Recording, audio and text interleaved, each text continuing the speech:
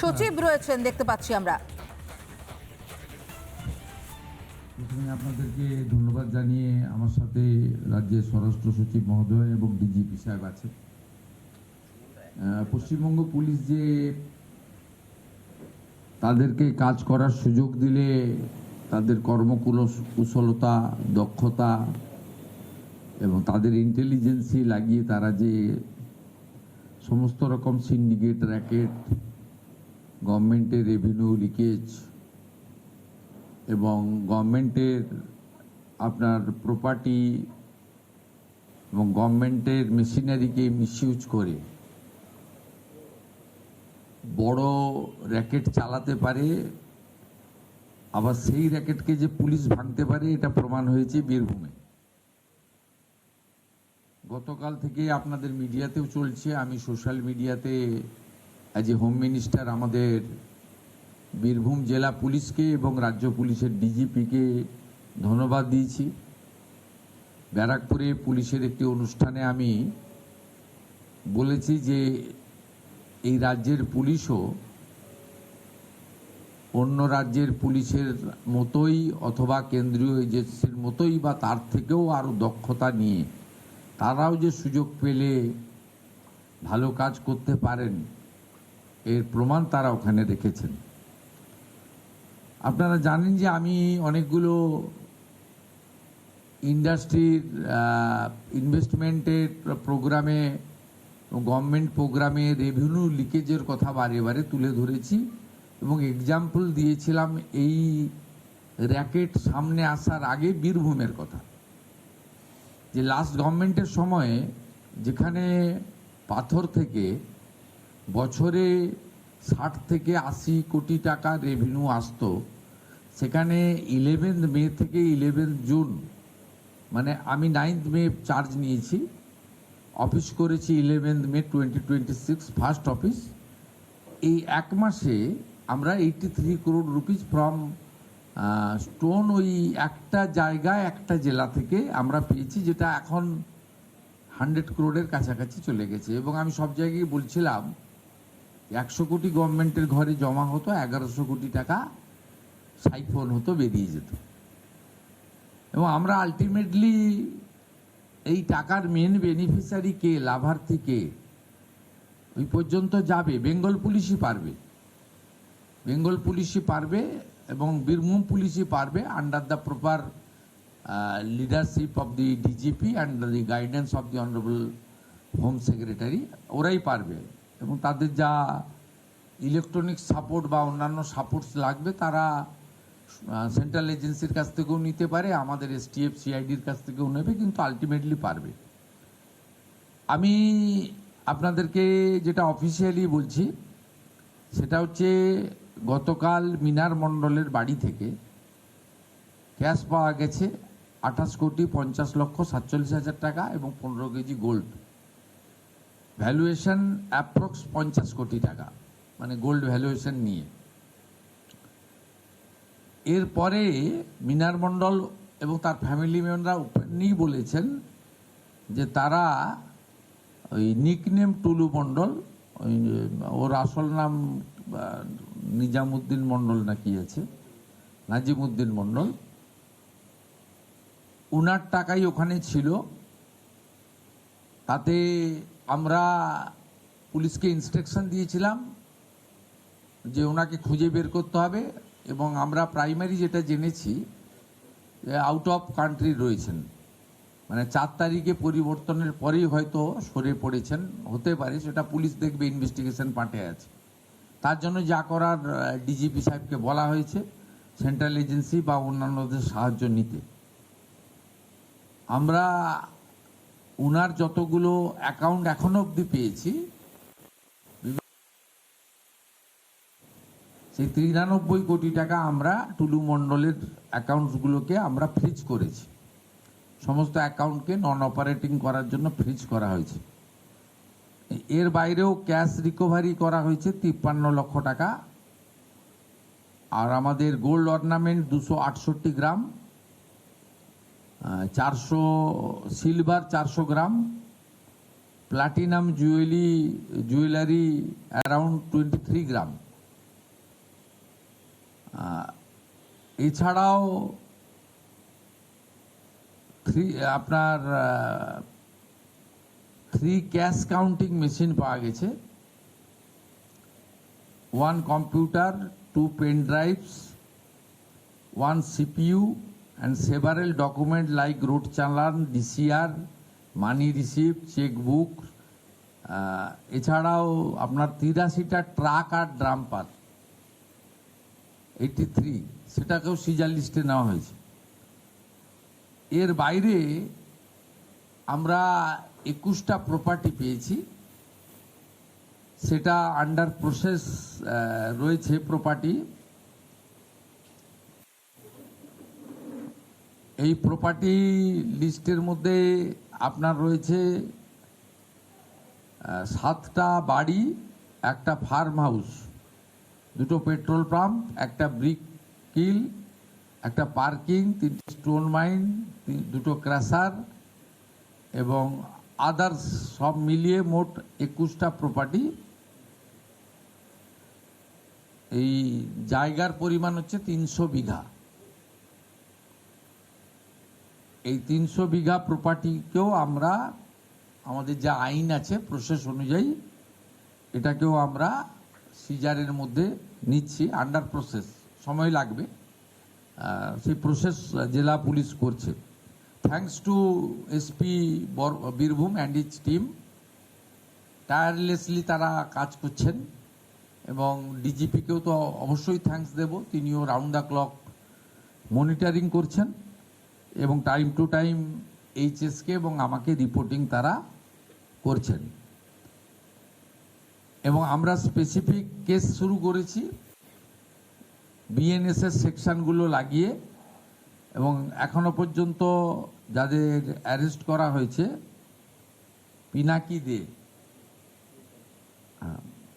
মিনার মণ্ডল arrest হয়েছে, আর ইন্টারোগেশনের জন্য আনা হয়েছে 5 জনকে। Pinaki De main accountant, Rakibur Islam assistant accountant, Kausar manager of petrol pump, এরকম মোট 5 জনকে ডিটেন করা হয়েছে। এদের মধ্যে যদি কোনো ফাউল কিছু থাকে সেটা তাদেরকে পুলিশ আইন অনুযায়ী ব্যবস্থা নেবে। আর 300 বিঘার জায়গার সাথে সাথে 83টা ট্রাকের সাথে সাথে অল টাইপ অফ ভেহিকেলস সিজ করা হয়েছে 242টি। তার মধ্যে ট্রাক আছে, ডাম্পার আছে, কার আছে, BMW আছে, অডি আছে, এই সব মিলিয়ে 242টি আপনার মোট আপনার সিজ করা হয়েছে। It's a big racket. এরকম বহু জেলাতে আছে, বহু জায়গা আছে। আমাদের সরকার যে কমিটমেন্টের উপরে এসেছিল যে ক্র্যাকডাউন করব এবং যা আইনে ব্যবস্থা নেব এবং এগুলো সিজ করব, অকশন করব এবং যা যা লাগানোর লাগাবো, এবং এই যে হিউজ মিনিমাম 1000 কোটি টাকা একটা আইটেমে একটা জেলা থেকে রেভিনিউ লস, অর্থাৎ গত 15 বছর যারা সরকার চালিয়েছেন শুধু একটা জেলা থেকে একটা আইটেমের উপরেই 15,000 কোটি টাকা পশ্চিমবঙ্গের জনগণের রেভিনিউর টাকা, যেটা দিয়ে সরকার অনেক উন্নয়ন করতে পারতেন, চাকরি দিতে পারতেন, সেটা লিকেজ হয়েছে। তাই মূল যে লাভার্থী, মেন যে বেনিফিশিয়ারি, তাকেও আমরা খুঁজে বের করার জন্য যা যা করার, যতদূর যাওয়ার আমরা যাব। আজকেও পশ্চিমবঙ্গ পুলিশ একটা সাফল্য পেয়েছে, এসটিএফ একজন জঙ্গিকে অ্যারেস্ট করেছে, তার কাশ্মীরের। It's a very sensitive issue, I am not passing any comment. আগামীকাল এসটিএফ এর পক্ষ থেকে একটা প্রেস ব্রিফিং আপনাদেরকে দিয়ে দেব, কারণ না I am not passing any comment. It's a very sensitive issue. এটা ইন্টারন্যাশনাল কানেকশনের বিষয় আছে, ন্যাশনাল সেফটি সিকিউরিটির বিষয় রয়েছে। ইনিশিয়ালি এটা নিয়ে আমার অন্তত কিছু বলা উচিত নয়। এটা এসটিএফ ডিটেলসে বলবে। আজকে পিসি নেবে বর্ধমানে, তারপরে তাদের কাছে এলে তারা আরও ইলেকট্রনিক ডিভাইসগুলোকে অ্যাসেসমেন্ট করতে হবে। এটা এভাবে বলা যায় না, প্লিজ ওয়েট। আমরা বারবার বারবার এটা তো ন্যাশনাল সিকিউরিটি আমার একার কথা নয়। Honourable prime minister, honourable home minister নবান্নে তো এসেছিলেন 2022 সালে। কেন এসেছিলেন? এখানে পূর্বাঞ্চলে 4টে সিএম কে নিয়ে মিটিং হয়েছিল, রিজিওনাল মিটিং, কিন্তু আমরা যখন উনি লেফট করছিলেন, সিঅফ করতে গেছিলাম আমি এবং ডক্টর সুকান্ত মজুমদার, আমরা জিজ্ঞেস করেছিলাম যে আপনি ওখানে চলে গেলেন, ওনার সচিবালয়, ওনার সঙ্গে মিটিং করলেন। আমাদের একটু অভিমান ছিল। উনি আমাকে বলেছিলেন দেশের ইন্টারেস্ট আগে, রাজনীতির উপরে। আমি গেছিলাম মাননীয় মুখ্যমন্ত্রীর কাছে জমি চাইতে, সীমান্ত সুরক্ষা প্রয়োজন। আমরা ওনার যুক্তির কাছে মাথা নিচু করেছিলাম যে হ্যাঁ, নেশন ফার্স্ট, দেশ সুরক্ষিত থাকলে সবাই থাকবে, রাজনীতি থাকবে, দেশ থাকবে, আপনি আপনার প্রফেশনে থাকবেন, ইনি ওনার প্রফেশনে থাকবেন, আমরাও পাবলিক ফিল্ডে থাকবো, দেশ তো আগে। ন্যাচারালি এটা তো প্রমাণিত।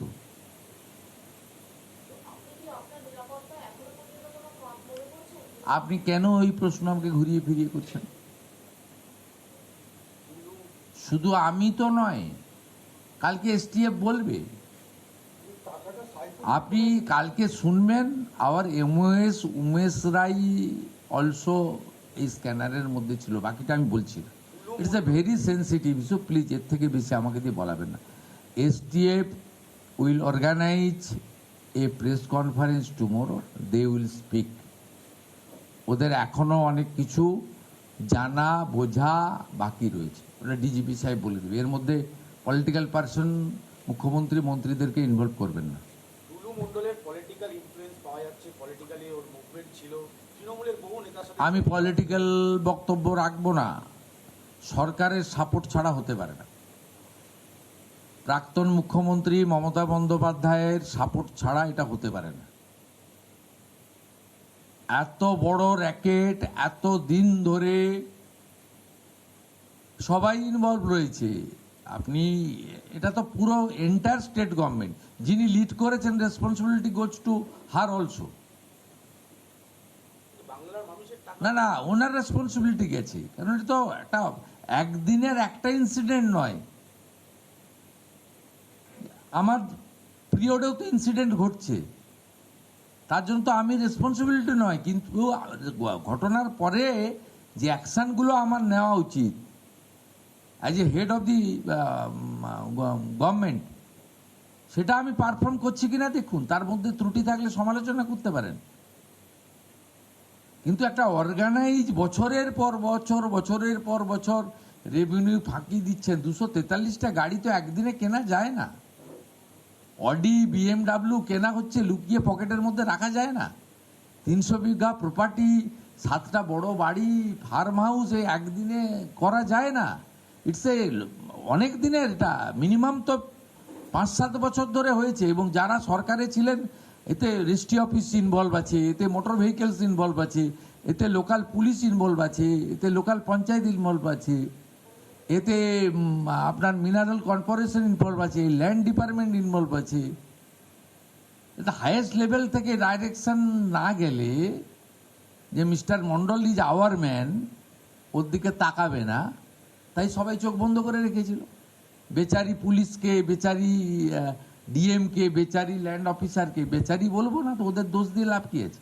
ওদেরও কারোর বিরুদ্ধে কিছু ভূমিকা থাকলে, ল্যান্ড ডিপার্টমেন্ট, পুলিশ, তাদের বিরুদ্ধেও আমাদের যে অ্যাকশন নেওয়া হবে। আমরা তো ওদেরকেও তো ছাড় দিচ্ছি না।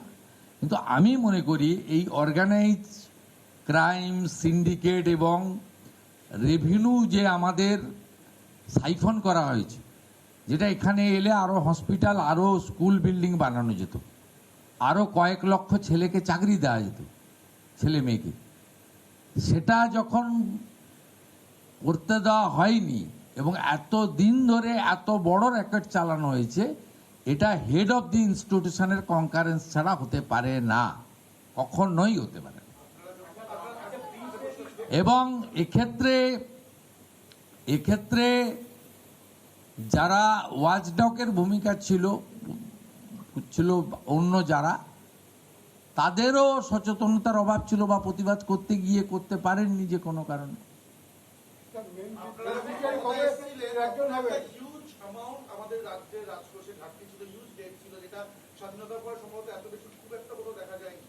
আপনি বলছেন একটা জেলায় একটা বিষয়ে 15,000 কোটি টাকা লস হয়েছে, আপনার কি ফার্দার এরকম বিভিন্ন জেলায় প্রয়োগ করার কোনো পরিকল্পনা গভর্নমেন্টের রয়েছে যাতে? আরে স্যান্ডে আছে ইস্ট বারোয়ানে, এত বড় র্যাকেট না থাকলেও তো আছে। ওরা শুধু বালি ডাম্পিং করে দিয়ে গেছিল পূর্ব বর্ধমানে ক্ষমতায় আসার পরে বেচে দেবে বলে। আমাকে ডিস্ট্রিক্ট ম্যাজিস্ট্রেট জিজ্ঞেস করলো, স্যার কি করবো? অকশান করবেন। 13.5 কোটি টাকা অকশান করে রাজ্য সরকারের রেভিনিউতে ঢুকিয়েছে। মানে ওই ডাম্পিং করে রেখে দিয়েছিল, মানে নদীর পাড়গুলোতে জমা করে রেখে দিয়ে গিয়েছিলেন তৃণমূলের নেতারা বিক্রি করবেন বলে জেতার পরে। আমাকে বললেন এটা কি করে বিক্রি করা যাবে, করবেন অকশান করে দেবেন, নিলাম করবেন, করে দিয়ে 13.5 কোটি টাকা। আমি তো একটা ছোট উদাহরণ দিলাম আপনার। আপনি বলুন আসানসোল দুর্গাপুরে আপনার এখন কোল সিন্ডিকেট চলে? নো। আপনি সুপারি গাড়ি চলে যেগুলো চালান ছাড়া? সদিচ্ছা থাকলে উপর থেকে ঠিক করতে হয়। 14 তলা যদি চোখ খুলে রাখে, ওইখান থেকে ইনস্ট্রাকশন যা যায় নিচ পর্যন্ত তাই হয়। ইনস্টিটিউশনাল করাপশন তখনই হয় যখন হেড অফ দি ইনস্টিটিউশন নিজে করাপশনকে এনকারেজ করে, তখনই হয়। আর যখন হেড অফ দি ইনস্টিটিউশন বলে যে নো করাপশন, করলে ছাড়া হবে না, তখন সব বন্ধ হয়ে যায়। সবাই তো অভ্যাসের দাস না, আপনি আমি সবাই অভ্যাসের দাস। হ্যাঁ, ওটা তো অন্য ইস্যু, ওটা নিয়ে আজকে আমি বলতে পারবো না, ইনভেস্টিগেটিং এজেন্সি বলবে। আপনাকে তো আমি বলছি, আপনি তো রেজাল্ট পেতে শুরু করেছেন। এই রকম ক্র্যাকডাউন তো আপনারা দেখেছেন, ইডি সাধারণত করে, সিবিআই করে। হ্যাঁ, তারা ভেরি কম্পিটেন্ট ইন্টারন্যাশনাল অর্গানাইজেশন। কিন্তু বেঙ্গল পুলিশ তো এই ধরনের ক্র্যাকডাউন কবে করেছে মনে আছে আপনার? আপনি ইউর ভেরি সিনিয়র জার্নালিস্ট, মনে আছে? স্মরণে আছে কখনো?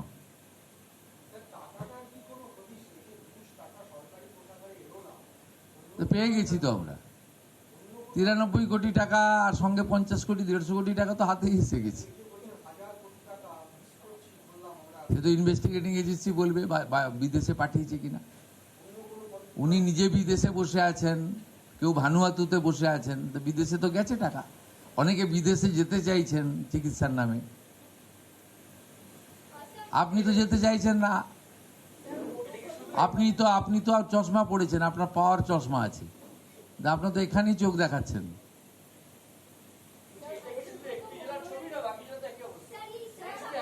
আমরা বন্ধ করেছি, ক্র্যাকডাউন করেছি।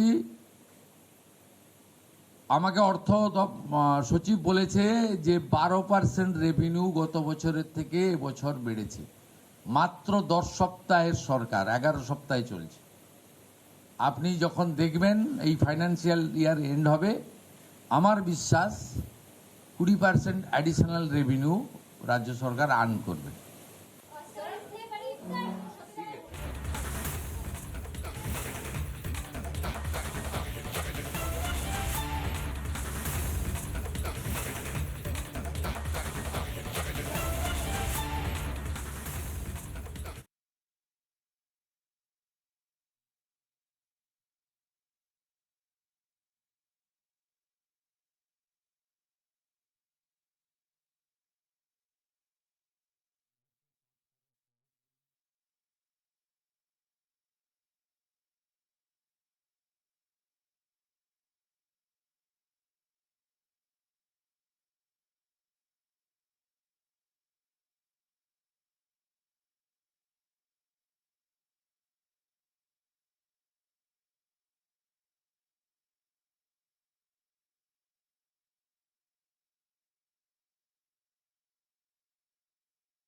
নানা ধরনের কন্টেন্ট দেখার জন্য লাইক করুন, শেয়ার করুন আমাদের ফেসবুক পেজ, সাবস্ক্রাইব করুন আমাদের ইউটিউব চ্যানেল।